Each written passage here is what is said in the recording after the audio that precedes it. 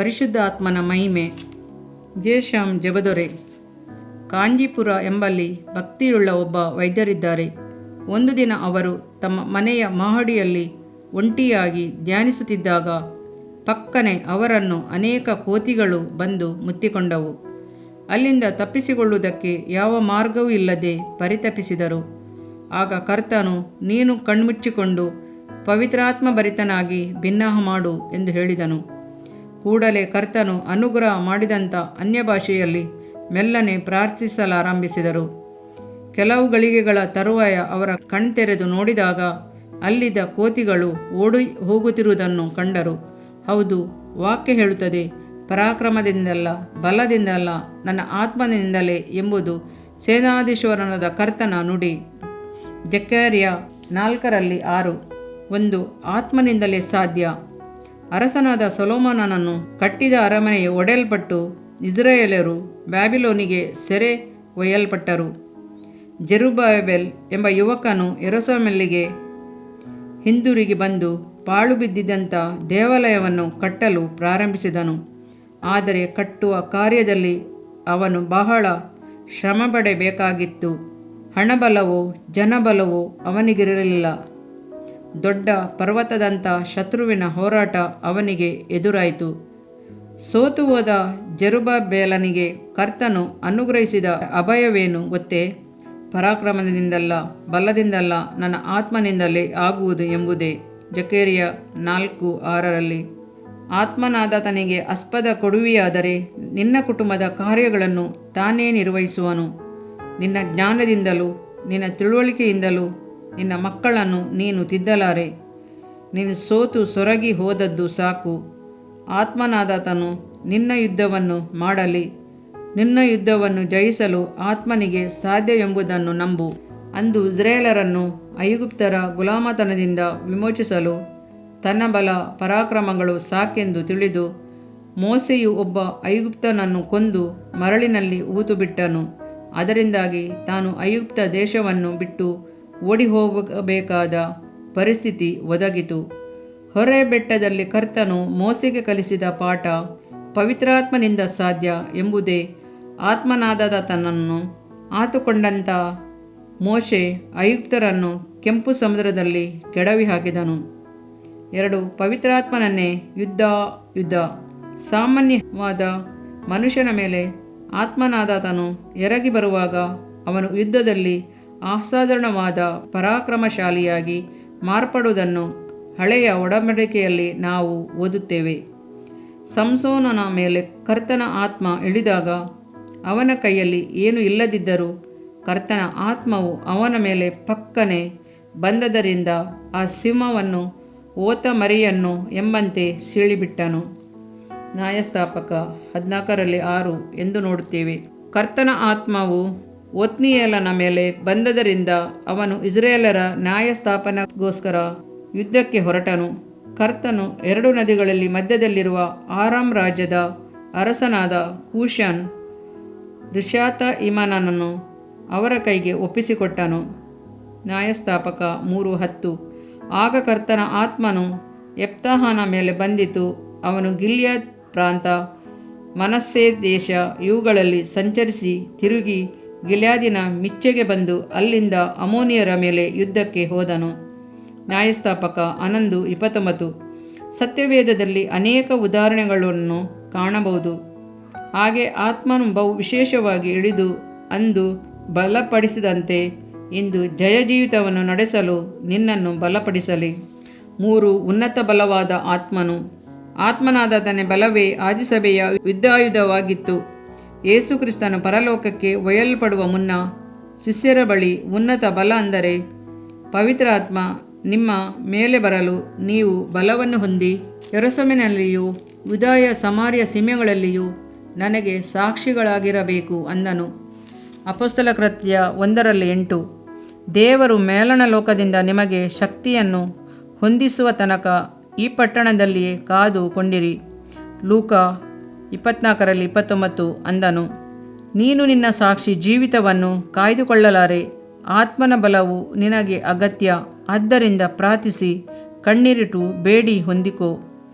ಶಿಷ್ಯರು ಮೇಲ್ಮನೆಯಲ್ಲಿ ಕಾದಿದ್ದು ಪವಿತ್ರಾತ್ಮನನ್ನು ಹೊಂದಿಕೊಂಡರು. ಅದು ಅವರಿಗೆ ಹೆಚ್ಚಿನ ಬಲವಾಗಿತ್ತು. ಪವಿತ್ರಾತ್ಮನ ಹಿಂಗಾರು ನಮ್ಮ ದಿನಗಳಲ್ಲಿ ಸುರಿಸಲ್ಪಡುತ್ತಿದೆ. ತನಗಿರುವ ಕಾಲ ಕೊಂಚವೇ ಎಂದು ತಿಳಿದಿರುವ ಸೈತಾನನು ಸಿಂಹದಂತೆ ಗರ್ಜಿಸುತ್ತಿರುವುದರಿಂದ ಕರ್ತನು ಈ ಅಂತ್ಯದ ದಿನಗಳಲ್ಲಿ ಎಲ್ಲ ಮನುಷ್ಯರ ಮೇಲೆ ತನ್ನ ಆತ್ಮವನ್ನು ಸುರಿಸುತ್ತಿದ್ದಾನೆ, ಅಭಿಷೇಕವನ್ನು ಸುರಿಸುತ್ತಿದ್ದಾನೆ. ಆದ್ದರಿಂದ ಆತ್ಮನ ವರಗಳನ್ನು ಹೊಂದಿಕೊಳ್ಳಿರಿ. ಧ್ವಜವೆತ್ತುವ ಆತ್ಮನಾದಾತನು ಇಕ್ಕಟ್ಟಿನಲ್ಲಿ ಹರಿಯುವ ತೊರೆಯ ಹಾಗೆ ಅವನು ರಭಸದಿಂದ ನುಗ್ಗುವಾಗ ಕರ್ತನ ಆತ್ಮನು ಅವನಿಗೆ ವಿರುದ್ಧವಾಗಿ ಧ್ವಜವನ್ನೆತ್ತುವುದು. ಯೆಶಾಯ 59:19. ಯುದ್ಧಕ್ಕೆ ಹೊರಡುವ ಸೈನ್ಯವು ಸಾಲು ಸಾಲಾಗಿ ನಡೆಸುವಾಗ ಆ ಸೈನ್ಯದ ಮುಂಭಾಗದಲ್ಲಿ ದಳಪತಿಯು ತಮ್ಮ ಪಡೆಯ ಧ್ವಜವನ್ನು ಹಿಡಿದು ನೆನೆಸಿಕೊಂಡು ಹೋಗುವನು. ಹೌದು, ನಮಗಾಗಿ ಧ್ವಜವೆತ್ತಿ ಮುಂದೆ ಹೋಗುವಾತನು ಪವಿತ್ರಾತ್ಮನೇ. ನಿನ್ನ ಕುಟುಂಬದಲ್ಲಿ ಸಮಸ್ಯೆಗಳನ್ನು ತಂದು ಹಾಕಲು ಸೈತಾನನು ತೊರೆಯ ಪ್ರವಾಹದಂತೆ ಮುನ್ನುಗ್ಗುವಾಗ ಕೂಡಲೇ ಆತ್ಮನಾದಾತನು ಧ್ವಜವೆತ್ತುವನು. ಕಲ್ವಾರಿಯ ಪ್ರೇಮದ ಧ್ವಜವು ನಮಗಾಗಿ ಹಾರುತ್ತದೆ. ಇಸ್ರೇಲ್ ಸೈನ್ಯದ ಮುಂದೆ ಸರ್ವಶಕ್ತನಾಗಿ ಮುನ್ನಡೆದಾತನು ನಿನ್ನ ಯುದ್ಧವನ್ನು ತನ್ನ ಯುದ್ಧವಾಗಿಣಿಸಿ ಜಯ ಕೊಡುವನು. ಆಮೇನ್. ಅಲ್ಲೆಲುಯಾ. 5. ಬಿಡುಗಡೆ ಕೊಡುವ ಆತ್ಮನಾದಾತನು. ಆ ಕರ್ತನು ದೇವರ ಆತ್ಮನೇ. ಕರ್ತನ ಆತ್ಮನು ಯಾರಲ್ಲಿದ್ದಾನೋ ಅವರಿಗೆ ಬಿಡುಗಡೆ ಉಂಟು. 2 ಕೊರಿಂಥ 3:17. ಸೈತಾನನ ಕೆಲಸವೆಂದರೆ ಜನರನ್ನು ಕಟ್ಟಿ ಬಂಧಿಸುವುದೇ ಆಗಿದೆ. ಹಣದಾಸೆ ಎಂಬ ಬಂಧನ, ಪಾರಂಪರ್ಯವೆಂಬ ಬಂಧನ, ಇದೇ ಮೊದಲಾದ ಕಟ್ಟುಗಳಿಂದ ದೇವರ ಜನರನ್ನು ಬಂಧಿಸಿ ಪ್ರಕಾಶಿಸದಂತೆ ಮಾಡುತ್ತಾನೆ. ಸೆರೆಯವರನ್ನು ಬಿಡುಗಡೆ ಮಾಡುವುದೇ ಆತ್ಮನ ಕೆಲಸವಾಗಿದೆ. ಕರ್ತನಾದ ದೇವರ ಆತ್ಮವು ನನ್ನ ಮೇಲೆ ಇದೆ. ಆತನು ನನ್ನನ್ನು ಬಡವರಿಗೆ ಶುಭವರ್ತಮಾನವನ್ನು ಸಾರುವುದಕ್ಕೆ ಅಭಿಷೇಕಿಸಿದನು. ದುಃಖವಿದ್ದಲ್ಲಿ ಆನಂದ ತೈಲ, ಕುಂದಿದ ಮನಕ್ಕೆ ಪ್ರತಿಯಾಗಿ ಉತ್ಸವ ಸ್ತೋತ್ರದ ವಸ್ತ್ರ ಆತನು ನನ್ನನ್ನು ಕಳುಹಿಸಿದ್ದಾನೆ. ಯೆಶಾಯ 61:1-3. ಜೀವನುಂಟು ಮಾಡುವ ಪವಿತ್ರಾತ್ಮನಿಂದಾದ ನಿಯಮವು ನಿನ್ನನ್ನು ಪಾಪಮರಣಗಳಿಗೆ ಕಾರಣವಾದ ನಿಯಮದಿಂದ ಕ್ರಿಸ್ತ ಯೇಸುವಿನ ಮೂಲಕ ಬಿಡಿಸಿತು. ರೋಮಾಪುರ 8:2. ಅಪ್ಪ, ತಂದೆಯೇ ಎಂದು ಕೂಗುವ ತನ್ನ ಮಗನ ಆತ್ಮವನ್ನು ನಮ್ಮ ಹೃದಯಗಳಲ್ಲಿ ಕಳುಹಿಸಿಕೊಟ್ಟನು. ಗಲಾತ್ಯ 4:6. ಪವಿತ್ರಾತ್ಮನು ಕೊಡುವ ವಾಕ್ಯವೆಂಬ ಕತ್ತಿ. ಪವಿತ್ರಾತ್ಮನು ಕೊಡುವ ದೇವರ ವಾಕ್ಯವೆಂಬ ಕತ್ತಿಯನ್ನು ಹಿಡಿಯಿರಿ. ಎಫೆಸ 6:17. ರಣರಂಗದಲ್ಲಿ ರಕ್ಷಣೆಗಾಗಿ ಗುರಾಣಿಯನ್ನು ಹಿಡಿದು ಮುಂದುವರಿಯುವುದುಂಟು. ಆತ್ಮನಾದಾತನು ನಮ್ಮ ಕತ್ತಿಯಾಗಿರುವುದು ಮಾತ್ರವಲ್ಲ, ಪವಿತ್ರಾತ್ಮನು ಕೊಡುವ ದೇವರ ವಾಕ್ಯವೆಂಬ ಕತ್ತಿ ಎಂದು ಓದುತ್ತೇವೆ. ಯಾಕೆಂದರೆ ಸತ್ಯವೇದ ವಾಕ್ಯಗಳೆಲ್ಲವೂ ದೇವರಾತ್ಮನಿಂದ ಕೊಡಲ್ಪಟ್ಟವುಗಳಾಗಿವೆ. ದೇವವಾಕ್ಯವು ಇಬ್ಬಾಯಿ ಕತ್ತಿಗಿಂತ ಹದವಾದದು ಎಂದು ಇಬ್ರಿಯ 4:12 ಓದುತ್ತೇವೆ. ಈ ಆತ್ಮನ ಖಡ್ಗ ನಮ್ಮ ನಾಲಿಗೆಯೊಂದಿಗೆ ಎಣೆಯಲ್ಪಡುವಾಗ ಬಹುದೊಡ್ಡ ಉಜ್ಜೀವನ ಉಂಟಾಗುವುದು. ವಾಕ್ಚಾತುರ್ಯದಿಂದ ಮಾಡುವ ಪ್ರಸಂಗಗಳು ಆತ್ಮನನ್ನು ಆದಾಯ ಮಾಡಲಾರದು. ಇಬ್ಬಾಯಿ ಕತ್ತಿಯಂಥ ವಾಕ್ಯಗಳು ಪ್ರಸಂಗದಲ್ಲಿ ಹೊರಬರುವಾಗ ಅದನ್ನು ಕೇಳುವ ಹೃದಯಗಳಲ್ಲಿ ಪಾಪದ ಅರುವನ್ನು ಆತ್ಮನು ತಾನೇ ಉಂಟುಮಾಡುವನು. ಆಗ ಜನರು ಕಣ್ಣೀರಿನಿಂದ ತಮ್ಮನ್ನು ಕರ್ತನಿಗೆ ಒಪ್ಪಿಸಿಕೊಡುವರು. ಆತ್ಮನಿಂದ ಕೂಡಿ ಹೊರಬರುವ ದೇವ ಸಂದೇಶಗಳು ಆತ್ಮಗಳನ್ನು ರಕ್ಷಿಸಬಲ್ಲದು. 7. ಯೋಚನೆಗಳಲ್ಲಿ ಯುದ್ಧ. ಪ್ರತ್ಯಕ್ಷವಾಗಿ ಯುದ್ಧ ಮಾಡಲಾರದ ಸೈತಾನನು ಯೋಚನೆಗಳಲ್ಲಿ ಮಲಿನತ್ವವನ್ನುಂಟು ಮಾಡಿ ಅಶ್ಲೀಲವಾದ ಯೋಚನೆಗಳನ್ನು, ಅಶ್ಲೀಲವಾದ ಸ್ವಪ್ನಗಳನ್ನು ತಂದು ಹಾಕುವನು. ಬೇಡವಾದ ವ್ಯರ್ಥವಾದ ಆಲೋಚನೆಗಳಿಗೆ ಆಸ್ಪದ ಕೊಡುವ ದೇವಜನರು ಇದ್ದಾರೆ. ಕರ್ತನು ಎಲ್ಲ ಯೋಚನೆಗಳನ್ನು, ಉದ್ದೇಶಗಳನ್ನು ಸಹ ನ್ಯಾಯ ತೀರಿಸುತ್ತಾನೆ ಎಂಬುದನ್ನು ಮರೆಯಬಾರದು. ಸಾವಿರಾರು ಯೋಚನೆಗಳು ಉಂಟಾಗಬಹುದು, ಆದರೆ ಅವೆಲ್ಲವುಗಳಿಗೆ ನಿನ್ನ ಹೃದಯದಲ್ಲಿ ಸ್ಥಳ ಕೊಡಬೇಡ. ಪಕ್ಷಿಗಳು ಹಾರುತ್ತಾ ಬಂದು ಬಾವಿಯ ಮೇಲೆ ಕುಳಿತು ವಿಶ್ರಮಿಸುವ ವೇಳೆಯಲ್ಲಿ ಅಕಸ್ಮಾತ್ತಾಗಿ ಅವುಗಳ ಬಾಯಿಂದ ಬೀಳುವ ಆಲದ ಬೀಜ ಬಾಯಿಯಲ್ಲಿ ಬಿದ್ದು ಗಿಡ ಬೆಳೆಯಲಾರಂಭಿಸುವುದು. ದಿನ ಕಳೆದಂತೆ ಆ ಗಿಡವು ಮರವಾಗಿ ಬಾವಿಯನ್ನೇ ಹಾಳು ಮಾಡಿ ಬಿಡುವುದಲ್ಲವೇ? ಅದೇ ರೀತಿ ನಿನ್ನ ಆತ್ಮಿಕ ಜೀವಿತವನ್ನು ಪಾಳುಬಿಳಗೊಳಿಸಬೇಡ. ಆಲೋಚನೆಗಳನ್ನು, ಉದ್ದೇಶಗಳನ್ನು ಕುರಿತು ಜಾಗ್ರತೆಯಿಂದಿರು. ಯೋಚನೆಗಳಲ್ಲಿ ಉಂಟಾಗುವ ಯುದ್ಧಗಳಲ್ಲಿ ನಾವು ಉಪಯೋಗಿಸಬಹುದಾದ ಆಯುಧ ಆತ್ಮನಾದಾತನೇ. ನಾವು ವಿತರ್ಕಗಳನ್ನು, ದೇವಜ್ಞಾನವನ್ನು ವಿರೋಧಿಸುವುದಕ್ಕೆ ಏರಿಸಲ್ಪಟ್ಟಿರುವ ಉನ್ನತವಾದ ಎಲ್ಲ ಕೊತ್ತಲುಗಳನ್ನು ಕೆಡವಿಹಾಕಿ ಎಲ್ಲ ಯೋಚನೆಗಳನ್ನು ಕ್ರಿಸ್ತನಿಗೆ ವಿಧೇಯವಾಗುವಂತೆ ಸೆರೆಹಿಡಿದು 2 ಕೊರಿಂಥ 10:5. ರಾತ್ರಿಯಲ್ಲಿ ಮಲಗುವ ಮೊದಲು ಆತ್ಮದಲ್ಲಿ ತುಂಬಿರುತ್ತಾ ಸ್ತೋತ್ರ ಮಾಡುತ್ತಾ ನಿದ್ರಿಸು. ಆಗ ರಾತ್ರಿ ಎಲ್ಲ ನಿನ್ನೊಳಗೆ ಪ್ರಾರ್ಥನೆಯು ಓಡುತ್ತಲೇ ಇರುವುದು. ಪವಿತ್ರಾತ್ಮನು ನಮ್ಮ ಆಸಕ್ತಿಯನ್ನು ನೋಡಿ ಸಹಾಯ ಮಾಡುತ್ತಾನೆ. ರೋಮಾಪುರ 8:26. ಕ್ರಿಸ್ತನ ಯೇಸುವಿನಲ್ಲಿದ್ದಂಥ ಮನಸ್ಸು ನಿಮ್ಮಲ್ಲಿಯೂ ಇರಲಿ. ಫಿಲಿಪ್ಪಿ 2:5. ನಿನ್ನ ಮನದೊಂದಿಗೆ ಕ್ರಿಸ್ತಯೇಸುವಿನ ಮನಸ್ಸು ಒಂದಾಗಿ ಆತ್ಮನಿಗೆ ನಿನ್ನನ್ನು ಒಪ್ಪಿಸಿಕೊಡು. ಕರ್ತನು ನಿಶ್ಚಯವಾಗಿ ಜಯ ಕೊಡುವನು. ಇದರಿಂದ ನಿನ್ನ ದೇಹಕ್ಕೆ ಆರೋಗ್ಯವು, ಎಲುಬುಗಳಿಗೆ ಸಾರವು ಉಂಟಾಗುವವು. ಜ್ಞಾನೋಕ್ತಿಗಳು 3ನೇ ಅಧ್ಯಾಯ 8ನೇ ವಾಕ್ಯ. ಪ್ರಿಯ ವೀಕ್ಷಕರೇ ಮತ್ತು ಕರ್ತನಲ್ಲಿ ಸಹೋದರ ಸಹೋದರಿಯರೇ, ನೀವು ನಮ್ಮ ಈ ಕಾರ್ಯಕ್ರಮವನ್ನ ವೀಕ್ಷಿಸಿದ್ದಕ್ಕಾಗಿ ದೇವರ ನಾಮದಲ್ಲಿ ನಿಮಗೆ ವಂದನೆಗಳು. ದೇವರ ವಾಕ್ಯವು ನಮ್ಮ ಎಲುಬಿಗೆ ಬಲವೂ ಸಾರವೂ ಆಗಿದೆ ಎಂದು ಸತ್ಯವೇದವು ಹೇಳುವಂತೆ ಈ ಕಾರ್ಯಕ್ರಮವು ನಿಮಗೆ ಆಶೀರ್ವಾದಕರವಾಗಿದೆ ಎಂದು ನಂಬುತ್ತೇವೆ. ಪ್ರಿಯ ವೀಕ್ಷಕರೇ, ನಮ್ಮ ಈ ಸೇವೆಗಾಗಿ ಪ್ರಾರ್ಥಿಸಿರಿ ಮತ್ತು ಎಲ್ಲಾ ಕಾರ್ಯಕ್ರಮಗಳನ್ನ ಇತರರೊಂದಿಗೆ ಶೇರ್ ಮಾಡಿರಿ. ಅದೇ ರೀತಿಯಾಗಿ ನಮ್ಮ ಈ ಯೂಟ್ಯೂಬ್ ಚಾನೆಲ್ ಅನ್ನು ಸಬ್ಸ್ಕ್ರೈಬ್ ಮಾಡಿರಿ ಹಾಗೂ ಲೈಕ್ ಮಾಡಿ. ನಿಮ್ಮ ಅನಿಸಿಕೆಗಳನ್ನು ಕಮೆಂಟ್ ಬಾಕ್ಸ್ನಲ್ಲಿ ನಮಗೆ ತಿಳಿಯಪಡಿಸಿ. ನಮ್ಮ ಸಂಖ್ಯೆ 7022104605. ಈ ಸಂಖ್ಯೆಗೆ ಕರೆ ಮಾಡಿರಿ. ಒಬ್ಬ ಪಾಪಿಯ ಪ್ರಾರ್ಥನೆ, ಯೇಸುವನ್ನು ರಕ್ಷಕನಾಗಿ ಅಂಗೀಕರಿಸಲು ಮಾಡಬೇಕಾದ ಪ್ರಾರ್ಥನೆ. ಪ್ರಿಯ ಪರಲೋಕದ ತಂದೆಯೇ, ಯೇಸುವಿನ ಹೆಸರಿನಲ್ಲಿ ನಾನು ನಿನ್ನ ಬಳಿಗೆ ಬಂದಿದ್ದೇನೆ. ನನ್ನ ಬಳಿಗೆ ಬರುವವರನ್ನು ನಾನು ತಳ್ಳಿಬಿಡುವುದೇ ಇಲ್ಲ. ಯೋಹಾನ 6:37 ಎಂದು ನಿನ್ನ ವಾಕ್ಯ ಹೇಳುತ್ತದಲ್ಲ. ಆದ್ದರಿಂದ ನೀನು ನನ್ನನ್ನು ತಳ್ಳಿಬಿಡದೆ ನನ್ನನ್ನು ಸೇರಿಸಿಕೊಳ್ಳುವಿ ಎಂದು ನನಗೆ ಗೊತ್ತಿದೆ. ಆದ್ದರಿಂದ ನಾನು ನಿನಗೆ ಸ್ತೋತ್ರ ಮಾಡುತ್ತೇನೆ.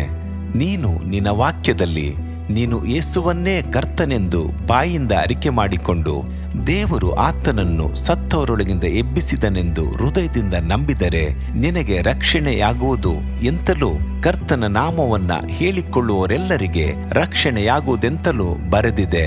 ರೋಮ 10:9-13ನೇ ವಾಕ್ಯ. ಯೇಸು ಕ್ರಿಸ್ತನು ದೇವಕುಮಾರನೆಂದು ನನ್ನ ಹೃದಯದಲ್ಲಿ ನಂಬುತ್ತೇನೆ. ನನ್ನನ್ನು ನೀತಿವಂತನನ್ನಾಗಿ ಮಾಡುವುದಕ್ಕಾಗಿ ಆತನು ಸತ್ತವರೊಳಗಿಂದ ಎಬ್ಬಿಸಲ್ಪಟ್ಟನು ಎಂದು ನಂಬುತ್ತೇನೆ. ನಾನು ಆತನ ನಾಮವನ್ನ ಹೇಳಿಕೊಳ್ಳುತ್ತೇನೆ. ಯೇಸುವೇ, ನೀನೇ ಕರ್ತನು. ತಂದೆಯೇ, ನೀನು ನನ್ನನ್ನು ರಕ್ಷಿಸಿದಿ ಎಂದು ನಾನು ನಂಬುತ್ತೇನೆ. ನಿನ್ನ ವಾಕ್ಯವು ಹೇಳುತ್ತದೆ, ಮನುಷ್ಯನು ಹೃದಯದಿಂದ ನಂಬುವುದರ ಮೂಲಕ ನೀತಿಯು ದೊರಕುತ್ತದೆ, ಬಾಯಿಂದ ಅರಿಕೆ ಮಾಡುವುದರ ಮೂಲಕ ರಕ್ಷಣೆಯಾಗುತ್ತದೆ. ರೋಮ 10:10. ನಾನೀಗ ನನ್ನ ಹೃದಯದಲ್ಲಿ ನಂಬುತ್ತೇನೆ ಹಾಗೂ ಯೇಸುವೇ ನನ್ನ ಕರ್ತನೆಂದು ಅರಿಕೆ ಮಾಡುತ್ತೇನೆ. ಆದುದರಿಂದ ನಾನೀಗ ರಕ್ಷಣೆ ಹೊಂದಿದ್ದೇನೆ. ಅಪ್ಪಾ ತಂದೆಯೇ, ನಿನಗೆ ಸ್ತೋತ್ರ. ಲೂಕನು ಬರೆದ ಸುವಾರ್ತೆ 11ನೇ ಅಧ್ಯಾಯದಲ್ಲಿ ಬರೆದಿರುವಂತೆ, ನಿಮ್ಮಲ್ಲಿ ತಂದೆಯಾದವನು ಮೀನನ್ನು ಕೇಳುವ ಮಗನಿಗೆ ಮೀನು ಕೊಡದೆ ಹಾವನ್ನು ಕೊಡುವನೆ? ಅಥವಾ ತತ್ತಿಯನ್ನು ಕೇಳಿದರೆ ಚೇಳನ್ನು ಕೊಡುವನೆ? ಹಾಗಾದರೆ ಕೆಟ್ಟವರಾದ ನೀವು ನಿಮ್ಮ ಮಕ್ಕಳಿಗೆ ಒಳ್ಳೆ ಪದಾರ್ಥಗಳನ್ನ ಕೊಡಬಲ್ಲವರಾದರೆ ಪರಲೋಕದಲ್ಲಿರುವ ನಿಮ್ಮ ತಂದೆಯು ತನ್ನನ್ನು ಬೇಡಿಕೊಳ್ಳುವವರಿಗೆ ಎಷ್ಟೋ ಹೆಚ್ಚಾಗಿ ಪವಿತ್ರಾತ್ಮ ವರವನ್ನ ಕೊಡುವವನಲ್ಲವೇ ಅಂದನು. ತಂದೆಯೇ, ನೀನು ಕೇಳಿಕೊಳ್ಳುವವರಿಗೆ ಪವಿತ್ರಾತ್ಮನ ವರವನ್ನು ಹೇರಳವಾಗಿ ಕೊಡುವಾತನಾಗಿದ್ದಿ. ಆದ್ದರಿಂದ ನನ್ನ ಮೇಲೆಯೂ ನಿನ್ನ ಆತ್ಮನನ್ನು ಸುರಿಸಬೇಕಾಗಿ ಬೇಡಿಕೊಳ್ಳುತ್ತೇನೆ. ಕೀರ್ತನೆ 81:10 ಬರೆದಿದೆ, ಅಗಲವಾಗಿ ಬಾಯಿದೆರೆಯಿರಿ, ಅದನ್ನು ತುಂಬಿಸುವೆನು. ಕರ್ತನೇ, ನನ್ನನ್ನು ಪವಿತ್ರಾತ್ಮನಿಂದ ತುಂಬಿದಂತ ನೀನು ನನ್ನನ್ನು ಅನ್ಯ ಭಾಷೆಯ ವರದಿಂದಲೂ ತುಂಬುವವನಾಗಿದ್ದಿ ಎಂದು ನಂಬುತ್ತೇನೆ. ಅದರಂತೆ ನಾನು ನನ್ನ ಬಾಯಿಯನ್ನು ತೆರೆದು ನಿನ್ನ ಸ್ತೋತ್ರ ಮಾಡುವಾಗ ಅನ್ಯ ಭಾಷೆಯ ಅಭಿಷೇಕದಿಂದ ನನ್ನನ್ನು ತುಂಬುವವನಾಗಿದ್ದಿ ಎಂದು ನಂಬುತ್ತೇನೆ. ಈಗ ನೀವು ನಿಮ್ಮ ಬಾಯಿಯನ್ನು ತೆರೆದು ಮಾತನಾಡುವಾಗ ಪವಿತ್ರಾತ್ಮನು ನಿಮ್ಮ ಬಾಯಿಯನ್ನು ತನ್ನ ಭಾಷೆಯಿಂದ ತುಂಬುವವನಾಗಿದ್ದಾನೆ. ಇದು ದೇವರ ಭಾಷೆಯಾಗಿದೆ. ಈ ಅಭಿಷೇಕವನ್ನ ಹೊಂದಿಕೊಳ್ಳಲು ನೀವು ನಿಮ್ಮ ಸ್ವರವನ್ನ ಉಪಯೋಗಿಸಬೇಕು. ಅದರಿಂದ ನೀವು ನಿಮ್ಮ ಬಾಯನ್ನು ತೆರೆದು ದೇವರಿಗೆ ಸ್ತೋತ್ರ ಮಾಡುವಾಗ ದೇವರು ನಿಮ್ಮನ್ನು ಅನ್ಯ ಭಾಷೆಯ ವರದಿಂದ ತುಂಬುವವನಾಗಿದ್ದಾನೆ. ಪ್ರಿಯರೇ, ಈಗ ನೀವು ಪವಿತ್ರಾತ್ಮನಿಂದ ತುಂಬಲ್ಪಟ್ಟ ಆತನ ಪ್ರಿಯ ಮಕ್ಕಳಾಗಿದ್ದೀರಿ. ದೇವರ ನಾಮಕ್ಕೆ ಸ್ತೋತ್ರವಾಗಲಿ.